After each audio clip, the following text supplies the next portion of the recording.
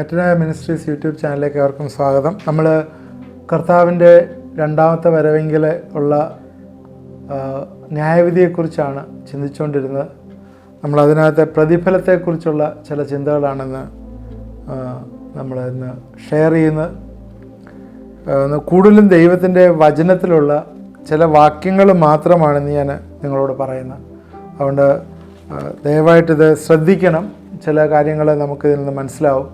നമ്മൾ ചിന്തിക്കുന്ന പോലെ റിവാർഡ്സ് എന്ന് പറയുന്ന, നേരത്തെ നമ്മൾ പറഞ്ഞു, തീയിൽ കൂടിയൊക്കെ ശോധന ചെയ്യും, ശോധന ചെയ്ത് നിലനിൽക്കുന്നതും പ്രയോജനമുള്ളതും ഒക്കെയാണ് എന്നൊക്കെ പറഞ്ഞു. ബാക്കിയെല്ലാം കത്തിപ്പോവും. നമ്മുടെ എയിംസ്, ഒബ്ജക്റ്റീവ്സ് എല്ലാം അതിനകത്ത് വിലയിടും. എന്നിട്ട് അതിൽ കൂടി കടന്നു പോകുമ്പോൾ അത് ചില ദൈവത്തിന് അതിന് പ്രയോജനമായി തീർന്ന കാര്യങ്ങളൊക്കെ തന്നെ റിവാർഡ്സിലെ കണക്കിലിടും. അത് എന്തൊക്കെയാണ് റിവാർഡ്സിൽ കണക്കിടുന്നത് എന്നുള്ള ചില കാര്യങ്ങളെക്കുറിച്ചാണ് ഇന്ന് ചിന്തിക്കുന്നത്. ഇത് ഈ ഒരു എപ്പിസോഡിൽ അത് തീർക്കാനായിട്ട് ശ്രമിക്കാം. നമുക്ക് ചെറിയ 15 മിനിറ്റ് സമയമല്ലേ ഉള്ളൂ. റെവലേഷൻസ്, വെളിപ്പാട് പുസ്തകം 11:18 ജാതികൾ കോപിച്ചു, നിൻ്റെ കോപവും വന്നു.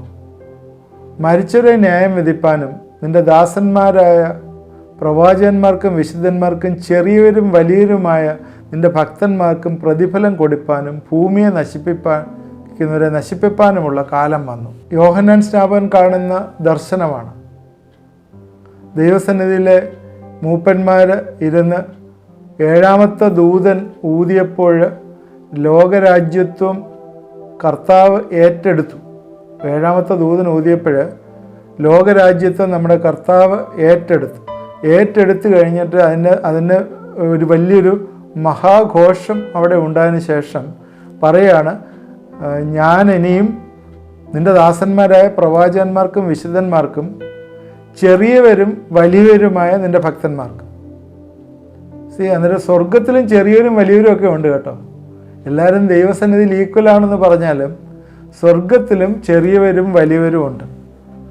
അതിനകത്ത് ഇങ്ങനെയാണ് എഴുതിയിരിക്കുന്നത്, സ്മോൾ ആൻഡ് ഗ്രേറ്റ്. സ്വർഗത്തിലെ വലിയവരും ചെറിയവരുമായ നിൻ്റെ ഭക്തന്മാർക്ക് പ്രതിഫലം കൊടുപ്പാൻ, ഭൂമിയെ നശിപ്പിക്കാനുള്ള കാലവും വന്നു. അപ്പോൾ ഇവിടെ ദൈവം രാജ്യത്വം ഏറ്റെടുത്ത് കഴിഞ്ഞപ്പോൾ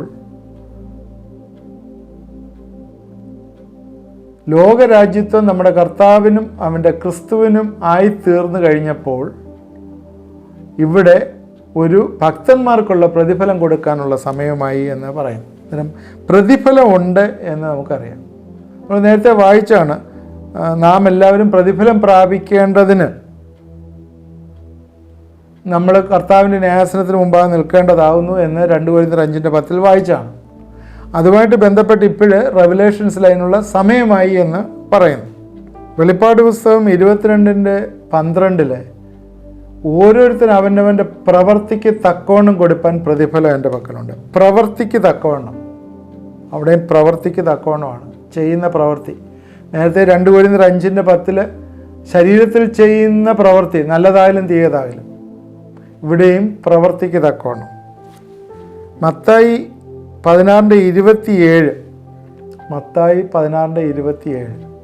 അവിടെ മനുഷ്യപുത്രൻ തൻ്റെ പിതാവിൻ്റെ മഹത്വത്തിൽ തൻ്റെ ദൂതന്മാരുമായി വരും. അപ്പോൾ അവൻ ഓരോരുത്തരും അവനവൻ്റെ പ്രവൃത്തിക്ക് തക്കവണ്ണം പകരം ചെയ്യും. അവിടെയും പ്രവൃത്തിക്ക് തക്കവണ്ണം പകരം ചെയ്യുമെന്നാണ് പറയുന്നത്.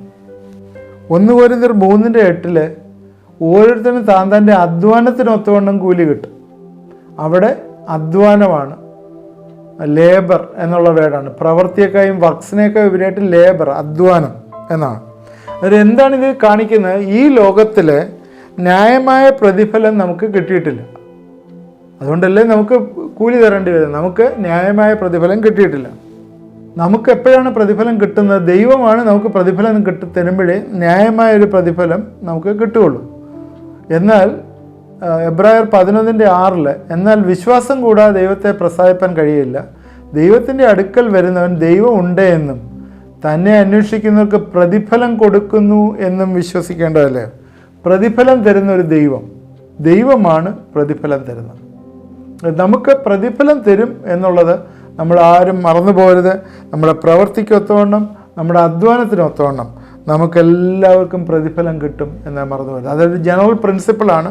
അത് കാണിക്കാൻ വേണ്ടിയാണ് ഇത്രയും വാക്യങ്ങൾ ഞാൻ എടുത്തത്. ഇനിയും എന്താണ് ഈ പ്രതിഫലം എന്നുള്ളതിനെക്കുറിച്ച് ചില കാര്യങ്ങൾ നമുക്ക് ചിന്തിക്കാം. മലാക്കി പുസ്തകം 3-ാം അധ്യായത്തിൽ 16 തൊട്ടുള്ള വാക്യങ്ങൾ ഞാൻ വായിച്ചു കേൾപ്പിക്കും. യഹോവ ഭക്തന്മാർ അന്ന് തമ്മിൽ സംസാരിച്ച് യഹോവ ശ്രദ്ധ വെച്ച് കേട്ടു. യഹോവ ഭക്തന്മാർക്കും അവൻ്റെ നാമത്തെ സ്മരിക്കുന്നവർക്കും വേണ്ടി അവൻ്റെ സന്നിധിയിൽ ഒരു സ്മരണ പുസ്തകം എഴുതി വച്ചിരിക്കുന്നു. ബുക്ക് ഓഫ് റിമംബറൻസ്, ഒരു സ്മരണ പുസ്തകം എഴുതി വച്ചിരിക്കുന്നു. ഞാൻ ഉണ്ടാക്കുവാനുള്ള ദിവസത്തിൽ അവർ എനിക്കൊരു നിക്ഷേപമായിരിക്കും എന്ന് സൈന്യങ്ങളുടെ യഹോവ അരുളി ചെയ്യുന്നു. ഒരു മനുഷ്യൻ തനിക്ക് ശുശ്രൂഷ ചെയ്യുന്ന മകനെ ആദരിക്കുന്ന പോലെ ഞാൻ അവരെ ആദരിക്കും. ആരെയാണ് ആദരിക്കുന്നത്? യഹോവ ഭക്തന്മാരെയാണ്. അതെല്ലാം യഹോവയുടെ സ്മരണ പുസ്തകത്തിൽ എഴുതി വെച്ചിട്ടുണ്ട്. അത് ഞാൻ അവരെ ആദരിക്കും. ആദരിക്കുന്നൊരു ദിവസമുണ്ട്, അന്ന് ആദരിക്കും. അപ്പോൾ നിങ്ങൾ നീതിമാനും ദുഷ്ടനും തമ്മിലും ദൈവത്തെ സേവിക്കുന്നവനും സേവിക്കാത്തവനും തമ്മിലുള്ള വ്യത്യാസം കാണും. അവിടെ സേവിക്കുന്നവനും ദൈവത്തെ സേവിക്കുന്നവനും അല്ലാത്തവനും തമ്മിലുള്ള വ്യത്യാസം നിങ്ങൾ കാണും എന്ന് പറയുന്നു. എന്താണ് അവിടെ കാണുന്നത്? യഹോവ ഭക്തന്മാരുടെ കാര്യങ്ങളെല്ലാം അവിടെ ഒരു പുസ്തകത്തിൽ എഴുതി വെച്ചിട്ടുണ്ട്. പുസ്തകങ്ങൾ തുറന്നു എന്ന് പറഞ്ഞ് ന്യായവിസ്താര സഭ ഇരുന്ന് പുസ്തകങ്ങൾ തുറന്നു എന്ന് പറഞ്ഞപ്പോൾ അവിടെ ഒരു സ്മരണയുടെ പുസ്തകവും തുറക്കും. എല്ലാ കാര്യങ്ങളും അതിൽ എഴുതി വെച്ചിട്ടുണ്ട്, ചെയ്തിരിക്കുന്ന കാര്യങ്ങളല്ല. ഇന്ന് എന്തിനു വേണ്ടിയാണ് നമ്മളെയൊക്കെ യേശുക്രിസ്തു വിളിച്ചിരിക്കുന്നത്? നമ്മൾ കർത്താവിനെ പോലെ ആയിത്തീരുവാൻ വേണ്ടിയാണ് വിളിച്ചിരിക്കുന്നത്. അതുകൊണ്ട് നമ്മളെ പ്രധാനമായിട്ടും ഉള്ള നമ്മുടെ വ്യത്യാസം എന്ന് പറഞ്ഞാൽ നമ്മൾ കർത്താവിനെ പോലെ, നീതി സൂര്യനെ പോലെ ശോഭിക്കുക എന്നുള്ളതാണ്. നമുക്ക് ഇത് കഴിഞ്ഞിട്ട് നമ്മൾ ഈ കർത്താവിനെ അറിയുന്ന ആളുകൾ പുത്തൻ യെരൂശലേമിലാണ്. എന്നുവെച്ചാൽ അവരുടെ കാന്ത, ഈ കാന്ത പുത്തൻ യെരൂശലേമിലെ 2 പഠിപ്പിക്കൽ അതിനകത്തുണ്ട്. പുത്തൻ യെരൂശലേം ഈ ഭൂമിയിൽ ടച്ച് ചെയ്യത്തില്ല എന്നൊരു പഠിപ്പിക്കലുണ്ട്. അത് കാരണം ഈ ഭൂമി ശാപഗ്രസ്തമായിരുന്നു. എന്നാൽ പിശാചിനെ പിടിച്ച് 1000 ആണ്ട് വാഴ്ചയിൽ ബന്ധിച്ചിരിക്കുകയാണ്. 1000 ആണ്ട് വാഴ്ചയിൽ ബന്ധിച്ചിരിക്കുമ്പോൾ ഈ ഭൂമിയിൽ പിശാചിൻ്റെ പ്രവർത്തനമില്ല എന്ന് മാത്രം ദൈവം ഭരിക്കുകയാണ്. എന്നാൽ ദൈവം ഭരിക്കുമ്പോൾ ഈ 1000 ആണ്ട് വാഴ്ചയിലെ ദൈവത്തിൻ്റെ ഭരണം ഇസ്രായേൽ മക്കളെ ഉദ്ദേശിച്ചാണ് എന്ന് പഠിപ്പിക്കുന്നുണ്ട്. എന്നാൽ അതുപോലെ തന്നെ കാന്ത എപ്പോഴും കാന്തനോടുകൂടെ കാണേണ്ട ആവശ്യമുണ്ടല്ലോ. അതുകൊണ്ട് കർത്താവ് ഇരിക്കുന്നിടത്ത് കാന്ത ഉണ്ടാവും എന്നൊരു ചിന്തയുണ്ട്. ഈ പുത്തൻ യെരൂശലേം ഈ ഭൂമിയിൽ ടച്ച് ചെയ്യാതെ മേളിൽ നിന്നുകൊണ്ട് തന്നെ നമ്മൾ ഭൂമിയെ ഭരിക്കുകയാണ് എന്നുള്ളതാണ്. അന്നേരം അവിടെ എന്താണ് കാണുന്നത് വെച്ചാൽ യേശുവിനെ പോലെ ആയിത്തീരും.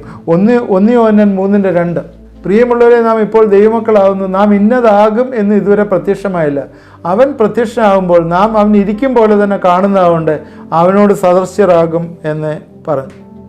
നാം അറിയുന്നു, അവനെ പോലെയാവും, അവനോട് സദൃശ്യരാവും. 1 കൊരിന്ത്യർ 15:41 പറയുന്നുണ്ട് തേജസ്സിന് വ്യത്യാസമുണ്ടായിരുന്നു. ഓരോ സ്റ്റാറിൻ്റെയും തേജസ്സിന് വ്യത്യാസമുണ്ടെന്ന് പറഞ്ഞു.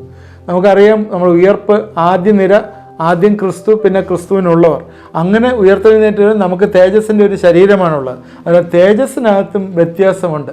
ആ തേജസ്സിൻ്റെ ശരീരത്തിനുള്ള വ്യത്യാസം എന്ന് പറഞ്ഞാൽ ഈ ലോകത്തിൽ നേരത്തെ ചെയ്ത പ്രവൃത്തികൾ അനുസരിച്ചാണ്. നേരത്തെ നമ്മൾ പറഞ്ഞല്ലോ, പ്രവൃത്തികളെല്ലാം തൂക്കി നോക്കുമെന്ന്, അത് ഏത് പ്രോഫിറ്റബിളായെന്ന്, അതനുസരിച്ച് നമ്മുടെ തേജസ്സിൽ വ്യത്യാസം ഉണ്ടാകും. തേജസ്സിൽ വ്യത്യാസം ഉണ്ടാവും എന്ന് പറയുമ്പോൾ എന്താണ് അതിനകത്ത് നമ്മൾ മനസ്സിലാക്കേണ്ടത്? നമ്മൾ റൈറ്റ് ആൻഡ് പ്രിവിലേജസ് ഓരോരുത്തർ തേജസ്സിനും കൂടുതലായിരിക്കും. കൂടുതൽ തേജസ് വരുമ്പം കൂടുതൽ പ്രിവിലേജസ് കാണും, കുറച്ച് തേജസ് വരുമ്പം കുറച്ച് പ്രിവിലേജസ് കാണും. അതിന് അവനെ പോലെയാകും എന്നുള്ള ഒരു ചിന്ത നമ്മളെ ഭരിക്കട്ടെ. മത്തായി 13:43 അന്ന് നീതിമാന്മാർ തങ്ങളുടെ പിതാവിൻ്റെ രാജ്യത്തിൽ സൂര്യനെ പോലെ ശോഭിക്കും. 1 കൊരിന്ത്യർ 15:41 നമ്മുടെ തേജസ്സിൽ വ്യത്യാസമുണ്ട്, നേരത്തെ പറഞ്ഞതാണ്. So according to the devoutness to Christ, യേശുക്രിസ്തുവുമായിട്ടുള്ള ആ സാമീപ്യവും ബന്ധവും ആ റിലേഷൻഷിപ്പും വെച്ചിട്ട് നമ്മൾ എന്തായിത്തീരും? നമ്മൾ തേജസ്സിൽ വ്യത്യാസം ഉണ്ടാവും. ഇതേപോലെ തന്നെ ഈ മത്തായി 13:43 പറയുന്നത് പോലെ തന്നെയാണ് ഡാനിയേൽ 12:3 പറയുന്നത്, ബുദ്ധിമാന്മാർ ആകാശത്തിലെ നക്ഷത്രങ്ങളെ പോലെ ശോഭിക്കും. സ്ഥാനമാനങ്ങളിൽ വ്യത്യാസമുണ്ട്. സ്വർഗത്തിൽ വലിയവനുമുണ്ട്, ചെറിയവനുമുണ്ട്. നമ്മൾ വിചാരിക്കും സ്വർഗം എന്താണ്, ഈക്വാലിറ്റിയാണ്, എല്ലാവരും ഒരുപോലെയാണെന്ന്. അങ്ങനെയല്ല. അവരിൽ ചെറിയവനും ഉണ്ട് വലിയവനും ഉണ്ട്. ആ ഒരു വലിയൊരു ഡോക്ടറിനാണത്. യേശുക്രിസ്തു പഠിപ്പിച്ച കാര്യത്തിൽ മത്തായി 5:19 വായിക്കാം, ഒരു പ്രധാനപ്പെട്ട വാക്യം. ആകയാൽ ഈ ഏറ്റവും ചെറിയ കൽപ്പനകളിലൊന്ന് അഴിക്കുകയും മനുഷ്യരെ അങ്ങനെ പഠിപ്പിക്കുകയും ചെയ്യുന്നവൻ സ്വർഗരാജ്യത്തിൽ ഏറ്റവും ചെറിയവൻ എന്ന് വിളിക്കപ്പെടും. അവയെ ആചരിക്കുകയും പഠിപ്പിക്കുകയും ചെയ്യുന്നവനോ സ്വർഗരാജ്യത്തിൽ വലിയവൻ എന്ന് വിളിക്കപ്പെടും. സ്വർഗരാജ്യത്തിൽ ചെറിയവനും ഉണ്ട് വലിയവനും ഉണ്ട്. അതിൻ്റെ ഡോക്ട്രിൻസ് നല്ല രീതിയിൽ പഠിപ്പിക്കുന്നവൻ സ്വർഗരാജ്യത്തിൽ വലിയവനാണ്. അതേസമയം ഇതിൻ്റെ സീരിയസ്നെസ് ഒന്നും ഇല്ലാതെ അത് അഴിച്ച് അത് സാരമില്ല, അതങ്ങനെ പോയാലും മതി ഇങ്ങനെ പോയാലും മതി എന്ന് പറയുന്നവർ സ്വർഗരാജ്യത്തിൽ ഏറ്റവും ചെറിയവരായിരിക്കും എന്ന് പറയുന്നു. ലേഖനങ്ങളിൽ പറയുന്ന കാര്യങ്ങൾ വായിച്ച് കേൾപ്പിക്കാം. 2 കൊരിന്ത്യർ 2:17 ഞങ്ങൾ ദൈവവചനത്തിന് കൂട്ടിയേർക്കുന്ന അനേകരെ പോലെയല്ല, നിർമ്മലതയോടും ദൈവത്തിൻ്റെ കൽപ്പനയാലും ദൈവസന്നിധിയിൽ ക്രിസ്തുവിൽ സംസാരിക്കുന്നു. ദൈവവചനത്തോട് കൂട്ടുചേർക്കുന്നവർ അനേകരുണ്ട്. കാരണം നമുക്ക് അറിയാവുന്ന ഒത്തിരി സഭകളുണ്ടല്ലോ, ഒരുപാട് സഭകളുണ്ട്. സഭകൾക്ക് ഒരുപാട് പഠിപ്പിക്കലുകളുണ്ട്. പ്രത്യേകിച്ച് പഴയ ചർച്ചസ് ഡിനോമിനേഷൻസ് ഒക്കെ തന്നെ അവർക്ക് ഒരുപാട് ട്രഡീഷൻസ് ഉണ്ട്. ചിലർ ദൈവവചനം എടുക്കുന്നുണ്ടെങ്കിലും ദൈവവചനത്തോടൊപ്പം ട്രഡീഷൻസ് ഉണ്ട്. അതായത് അവർ ട്രഡീഷൻസിനകത്തൂടെ വിശ്വസിക്കുന്നു. നമ്മളിപ്പം ദൈവവചനത്തിൽ കൂടി മധ്യസ്ഥൻ യേശു മാത്രമേ ഉള്ളൂ എന്ന് പറഞ്ഞാൽ വേറെ ആരൊക്കെ നമുക്ക് കർത്താവെങ്കിൽ ദൈവത്തിലെത്താനുള്ള വഴി യേശു മാത്രമേ ഉള്ളൂ എന്ന് പറഞ്ഞാൽ ചില ആളുകൾ അത് വിശ്വസിച്ചിട്ട് അതിൻ്റെ കൺഫർമേഷൻ എടുക്കുന്നത് അവരുടെ സഭയിൽ പോയിട്ടോ അല്ലെങ്കിൽ അവർ പോകുന്ന അവരുടെ ലീഡേഴ്സിൻ്റെ അരികെ പോയി കണ്ട് സംസാരിച്ച് കഴിയുമ്പോൾ അവർ പറയും, നമ്മുടെ സഭയുടെ വിശ്വാസം അങ്ങനെയല്ലല്ലോ, നമ്മൾ ഒരുപാട് പഴയ ചരിത്രങ്ങളും നമ്മുടെ പഴയ ആചാരങ്ങളും അനുഷ്ഠാനങ്ങളും ഒക്കെ ഉണ്ടല്ലോ, അതൊക്കെ എങ്ങനെയാണ് നമുക്ക് വിട്ടുകളയുക, അതിന് ആ ട്രഡീഷൻസ് ആവശ്യമല്ലേ എന്ന് പറയും. അതിന് രക്ഷയിലേക്ക് നടത്തുമ്പോൾ രക്ഷയ്ക്ക് കർത്താവിലുള്ള വിശ്വാസം മാത്രമല്ല ചില ട്രഡീഷൻസും കാരണമായി തീരുന്നു എന്ന് പറയുമ്പോൾ, ചില കൂദാശകളും കാരണമായി തീരുന്നു എന്ന് പറയുമ്പോൾ അത് ദൈവവചനത്തോട് കൂട്ടുചേർക്കുന്ന ഒരു അനുഭവമാണുള്ളത്. നമുക്ക് എഴുതപ്പെട്ട 66 പുസ്തകത്തിലുള്ള ബൈബിള് നമുക്ക് എഴുതപ്പെട്ട ദൈവവചനമായി നമ്മുടെ മുമ്പിൽ തന്നിരിക്കുന്നു. അത് വായിക്കാൻ പോലുമുള്ള റൈറ്റ് ആദ്യം ചിലർക്കില്ലായിരുന്നു ചില സമയങ്ങളിൽ. എന്നാൽ ഇപ്പോൾ വന്നിട്ട് അത് മാത്രം പോരാ, അതിനോട് ചില കൂദാശകളും ചില ട്രഡീഷൻസും വേണം എന്ന് നമ്മൾ പറയുമ്പോൾ അത് ശരിക്കും നമ്മുടെ റിവാർഡ്സ്, ഉയരത്തിലുള്ള റിവാർഡ്സ് കുറഞ്ഞു പോകുന്ന ഒരു അനുഭവമല്ലേ വരുന്നത്. നമ്മൾ ദൈവത്തിൻ്റെ രാജ്യത്തിലെ ക്രിസ്തുവിൻ്റെ രാജ്യത്തിലെ ചെറിയവരായിത്തീരുന്ന അനുഭവത്തിലേക്ക് പോകും. ചില ആളുകൾ അങ്ങനെയല്ല. അവർക്ക് സോക്കാൾഡ് ഏറ്റവും ഫോർമോസ്റ്റ് നിൽക്കുന്ന ലോക്കൽ ചർച്ചസ് അതുപോലുള്ള സഭകൾ, ദൈവത്തിൻ്റെ കാന്തയാണെന്ന് പഠിപ്പിക്കുന്ന സഭകൾ, അവർ പറയുന്നത് ദൈവവചനമല്ല, ദൈവവചനത്തോട് അനുഭവം കൂടെ കൂട്ടിച്ചേർക്കണം. എനിക്ക് ദൈവം വെളിപ്പെടുത്തി ഇങ്ങനെയാണ്, അതുകൊണ്ട് ഇത് സത്യമാണ്. ശരിയാണ് സഹോദര, നിനക്ക് വെളിപ്പെടുത്തി അതാണ്, അത് എന്നെ സംബന്ധിച്ചുള്ള സത്യമാണ്. എന്നാൽ അത് വേറൊരാൾക്ക് അത് സത്യമാകത്തില്ലല്ലോ. ഇപ്പം പൗലോസിനെ 3-ാം സ്വർഗത്തോളം എടുക്കപ്പെട്ടു പൗലോസിന് പല കാര്യങ്ങളും ദൈവം വെളിപ്പെടുത്തി കൊടുത്തത് എല്ലാം തന്നെ പൗലോസ് ഇങ്ങോട്ട് വെളിപ്പെടുത്തി തന്നിട്ടില്ല. അല്ലെങ്കിൽ പൗലോസിന് അത് പറഞ്ഞിട്ട് അതും ഫോളോ ചെയ്യണമെന്ന് പറയരുതായിരുന്നു. ഇല്ല. അതുകൊണ്ട് നമ്മൾ പ്രത്യേകം ശ്രദ്ധിക്കേണ്ടത് ദൈവവചനത്തോടൊന്നും കൂട്ടുചേർക്കുവാനായിട്ട് ദൈവം ആഗ്രഹിക്കുന്നില്ല. ട്രഡീഷൻസ് ആയാലും അല്ലെങ്കിൽ നമ്മുടെ അനുഭവങ്ങളായാലും ദൈവവചനത്തോട് കൂട്ടിച്ചേർക്കുവാനായിട്ട് ദൈവം ആഗ്രഹിക്കുന്നില്ല. എന്ത് വേണേലും കൂട്ടിച്ചേർത്താൽ ഇവിടെ പറയുന്നത് ഞങ്ങൾ ദൈവവചനത്തിൽ കൂട്ടിച്ചേർക്കുന്ന അനേകരെ പോലെയല്ല, നിർമ്മലതയോട് ദൈവത്തിൻ്റെ കൽപ്പനയാൽ ദൈവസന്നിധിയിൽ ക്രിസ്തുവിന് സംസാരിക്കുന്നു. അതുകൊണ്ട് നീ ഒന്നും കൂട്ടിച്ചേർക്കരുത്. എൻ്റെ സമയം ഇവിടെ അവസാനിച്ചുകൊണ്ട് ഞാൻ ഇവിടെ നിർത്തുകയാണ്. നമുക്ക് തുടർന്നും ഈ റിവാർഡ്സിനെ കുറിച്ച് ചിന്തിക്കാനുണ്ട്. നമുക്ക് അടുത്ത ക്ലാസ്സിലോടുകൂടി റിവാർഡ്സ് നമുക്ക് കംപ്ലീറ്റ് ചെയ്യാം എന്ന് വിചാരിക്കുന്നു. അതുകൊണ്ട് പ്രധാനമായിട്ടെന്ന് പറഞ്ഞത് ദൈവം നമുക്ക് പ്രതിഫലങ്ങളെ തരുന്ന ദൈവമാണ്. എന്തുകൊണ്ടാണ് പ്രതിഫലം തരുന്നത്? ലോകത്തിലെ ന്യായമായ പ്രതിഫലം കിട്ടാത്തതുകൊണ്ടാണ്. അതുകൊണ്ട് ഇതെല്ലാം തന്നെ ദൈവത്തിൻ്റെ സന്നിധിയിലുണ്ട്. അവൻ്റെ സ്മരണയുടെ പുസ്തകത്തിൽ ഇതെല്ലാം എഴുതിയിട്ടുണ്ട്. പിന്നെ അത് എങ്ങനെയാണത് തരുന്നതെന്ന് ചോദിച്ചാൽ തേജസ്സിലുള്ള വ്യത്യാസം, സൂര്യനെ പോലെ ശോഭിക്കും, അവനെ പോലെ ആയിരിക്കും നമ്മുടെ തേജസ്സിലുള്ള വ്യത്യാസം. ദൈവരാജ്യത്തിൽ ചെറിയവരും വലിയവരും ഉണ്ട്. അതിന് ചെറിയവരും വലിയവരും എങ്ങനെയാണ് ചെറിയവരും വലിയവരുമാകുന്നത് എന്ന് പറഞ്ഞു. തീർച്ചയായും ഇത് നമുക്ക് അനുഗ്രഹമായി എന്ന് വിചാരിക്കുന്നു. നമുക്ക് പ്രാർത്ഥിക്കാനുള്ള സമയമെടുക്കാം. ഈ പ്രതിഫലങ്ങളെല്ലാം വാങ്ങിച്ച് നക്ഷത്രങ്ങളെപ്പോലെ, ബുദ്ധിമാന്മാർ നക്ഷത്രങ്ങളെപ്പോലെ ശോഭിപ്പാനായി കർത്താവെ ഞങ്ങളെ ഇടവരുത്തണമേ എന്ന് പ്രാർത്ഥിക്കാം. ദൈവമായ കർത്താവെ, ഇത് കണ്ടുകൊണ്ടിരുന്ന എല്ലാവരെയും നീ അനുഗ്രഹിക്കണം. ഈ ദിവസങ്ങളിൽ നിൻ്റെ ശക്തി അവരിലേക്ക് വ്യാപരിക്കട്ടെ എന്ന് പ്രാർത്ഥിക്കുന്നു. പ്രത്യേകിച്ച് നീ ന്യായം വിധിക്കുമ്പോൾ ഞങ്ങളുടെ പ്രവൃത്തിക്കൊത്തവണ്ണം, ഞങ്ങളുടെ അധ്വാനത്തിനൊത്തവണ്ണം, ഞങ്ങളുടെ ശരീരത്തിൽ ചെയ്യുന്ന നല്ലതായാലും തീയതായാലും അതിനൊത്തവണ്ണം നീ പ്രതിഫലം തരുന്ന ദൈവമാണ്. നീ ഞങ്ങളെ കർത്താവെ ചെയ്ത കാര്യങ്ങളൊക്കെ ആ സ്മരണയുടെ പുസ്തകത്തിൽ എഴുതിയിട്ടുണ്ടല്ലോ കർത്താവെ. കർത്താവെ, ഞങ്ങൾക്ക് തേജസ്സിൽ വ്യത്യാസമുണ്ട് എന്ന് ഞങ്ങൾ പഠിച്ചല്ലോ. ഈ ദിവസങ്ങളിൽ തേജസ്സിൻ്റെ വ്യത്യാസങ്ങൾ ദൈവമേ നീ ഞങ്ങൾക്ക് റിവാർഡ് തരുന്നതാണ്. അതിനുവേണ്ടി ഞങ്ങൾ ഈ ഭൂമിയിൽ ഒരുക്കപ്പെടുവാനായിട്ട് ഞങ്ങളെ സഹായിക്കണമേ. കർത്താവുമായിട്ടുള്ള ഡിവോഷനിൽ ഞങ്ങൾ കൂടുതൽ നാൾ ജീവിപ്പാനായിട്ട്, ഇതിൻ്റെ പ്രസൻസ്, അതിൻ്റെ ഫെലോഷിപ്പ് ജീവിപ്പാനായിട്ട് ഞങ്ങളെ ഇടവരുത്തണമേ. നിനക്ക് വേണ്ടി കൂടുതൽ പ്രവർത്തിപ്പാനായിട്ട് ഈ ദിവസം ഞങ്ങളെ ഇടവരുത്തണമേ എന്ന് പ്രാർത്ഥിക്കുന്നു. ദൈവമേ, ഇത് കണ്ടുകൊണ്ടിരിക്കുന്ന എല്ലാവരെയും നീ അനുഗ്രഹിക്കണം. പ്രത്യേകിച്ച് രോഗത്തിൽ പ്രയാസങ്ങളിരിക്കുന്നവരെ ഞങ്ങൾ ഓർത്ത് പ്രാർത്ഥിക്കുന്നു. പാൻക്രിയാസിൽ ഉള്ള പ്രയാസങ്ങൾ കർത്താവെ, അത് മുഖാന്തരം ശരീരത്തിൽ അനുഭവപ്പെടുന്ന വ്യഥകളും വേദനകളും അതിനെ ഓർത്ത് ഞങ്ങളെ പ്രാർത്ഥിക്കുന്നു. കർത്താവെ, ചില വ്യക്തികളെ നീ രൂപാന്തരപ്പെടുത്തണമേ എന്ന് പ്രാർത്ഥിക്കുന്നു. ഓപ്പറേഷൻ വേണമെന്ന് പറയുന്ന കേസുകളെ നീ അത് മാറ്റിക്കളയണമേ എന്ന് പ്രാർത്ഥിക്കുന്നു. കർത്താവെ, ചില വ്യക്തികളിലെ കർത്താവെ മുഴ വന്നിട്ട് കർത്താവെ ചില പ്രയാസങ്ങൾ ഉണ്ടായിരിക്കുന്നല്ലോ. കർത്താവെ, അൾസർ പോലെയുള്ള ചില പ്രയാസങ്ങൾ കൂടി കടന്നു പോകുന്ന ചില വ്യക്തികളുണ്ടല്ലോ. ഇവരെയൊക്കെ ഞങ്ങൾ ദൈവകരങ്ങളിലേക്ക് സമർപ്പിച്ച് പ്രാർത്ഥിക്കുന്നു. മുഴകൾ അപ്രത്യക്ഷമാകട്ടെ, അൾസറൊക്കെ മാറിപ്പോകട്ടെ എന്ന് പ്രാർത്ഥിക്കുന്നു. കർത്താവെ, മരുന്ന് കഴിച്ചിട്ടും ടെമ്പറേച്ചർ കൺട്രോൾ ചെയ്യാതെ നിൽക്കുന്ന ചില വ്യക്തികളെ, വലിയ വൈറൽ ഫീവർ ആണെന്ന് പറഞ്ഞിട്ട് അഡ്മിറ്റ് ചെയ്യണമെന്ന് പറഞ്ഞിരിക്കുന്ന വ്യക്തികളെ, ഇവരെയൊക്കെ ഞങ്ങൾ ഈ തരുണത്തിൽ ഏൽപ്പിച്ച് പ്രാർത്ഥിക്കുന്നു. ദൈവത്തിൻ്റെ വലിയ വിടുതൽ അവർക്ക് വന്നു ചേരട്ടെ എന്ന് പ്രാർത്ഥിക്കുന്നു. നന്ദി യേശുവേ, ഞങ്ങളുടെ പ്രാർത്ഥന കേട്ട ഓർത്ത് സ്തോത്രം. എന്നോട് ചേർന്ന് പ്രാർത്ഥിച്ചവരെല്ലാവരെയും നീ വിടുവിക്കുന്ന ഓർത്ത് സ്തോത്രം. യേശു ക്രിസ്തുവിന്റെ നാമത്തിൽ പ്രാർത്ഥിക്കുന്നു, കേൾക്കുമാറാകണമേ. ആമേൻ. ദൈവം നമ്മളെ അനുഗ്രഹിക്കട്ടെ.